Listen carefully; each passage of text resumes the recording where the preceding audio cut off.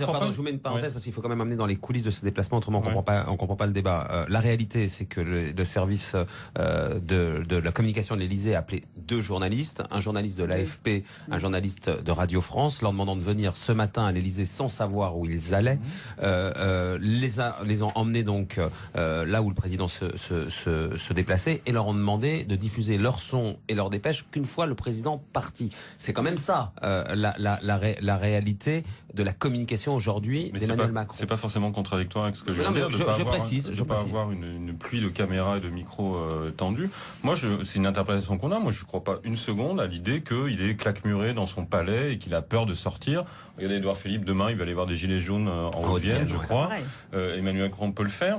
Ce qu'il y a, c'est qu'il y a vraiment une violence, et ça, c'est qui est gênante. Oui, on rit beaucoup de tout ça, mais il y a aussi une forme de violence que moi je trouve exagérée envers la personne d'Emmanuel Macron en ce moment. C'est un peu la même qu'il y avait à l'égard de Fillon à la fin de sa campagne, lorsqu'il ne pouvait pas faire un déplacement sans que des insoumis arrivent avec des casseroles et avec des agressions. Et je trouve qu'il y a une frontière à ne pas franchir à un moment donné. Évidemment qu'on a le droit de le critiquer, comme l'a dit Olivier Mazerolle, mais la violence de certains mots, de certains appels à la sédition, à la prise d'assaut. Donc vous rejoignez Alain Finkielkraut qui dit il y a une haine délirante vis-à-vis de Macron. Ouais, je crois qu'on est dans une forme de je suis d'accord, pathologique. Je suis d'accord avec vous. D'ailleurs, il y a des choses qui sont dissibles dans la presse écrite, mais que nous ne pourrions pas reprendre dans notre voix. Oui, bien sûr.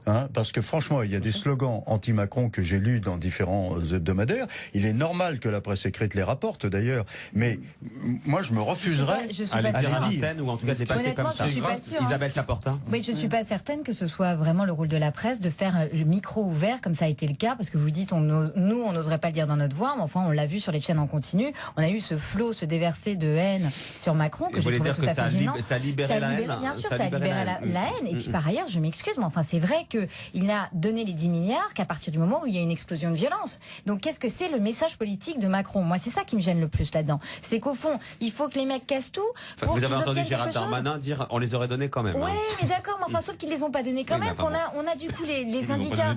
On a les syndicats qui sont là à essayer de tout organiser et qui finalement avec leur défilé de millions de personnes n'ont rien. Et il suffit qu'il y ait 4 mecs avec leurs gilets jaunes et 3 extincteurs en train de tout péter, on leur donne tout. C'est vrai qu'il y a un message qui est quand même très très gênant. Et par ailleurs, moi ce que je trouve gênant dans ce que vous venez de dire, Marc-Olivier Fogel, c'est presque qu'il ait choisi les journalistes qui voulaient venir avec lui. Bon, bah ça, alors là, c'est le jeu de tous les hommes politiques. Là-dessus, il ne faut pas tomber de sa chaise. Tout le monde choisit ses journalistes. Moi, je trouve ça nul, moi.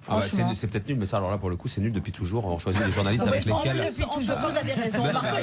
Que les hommes politiques choisissent les je pense que de toute façon, c'est pas une question d'AFP ou pas AFP. Je pense que de toute manière, il serait utile pour lui d'y aller sans journaliste. Ça peut être, du tout.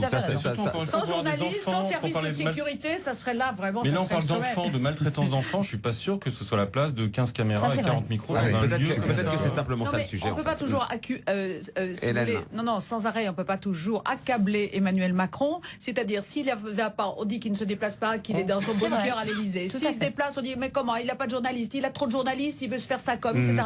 Quoi qu'il fasse, dans n'importe quel sens, qu'il choisisse une manière ou une autre de faire quelque chose, de toute façon, il y a un degré de haine qui est arrivé contre lui que moi personnellement je déplore. Je trouve que la petite sélection là des réseaux sociaux était excellente, mais j'ai pas tellement envie d'en rire parce que je trouve que c'est pas drôle pour notre pays. Franchement. Bon, alors on va pas parler d'Emmanuel Macron, on va parler de Ségolène Royal et de Yannick Jadot dans un instant, puisqu'on va rire Yannick Jadot qui claque la porte au nez de Ségolène Royal. L'occasion quand même pour moi de vous donner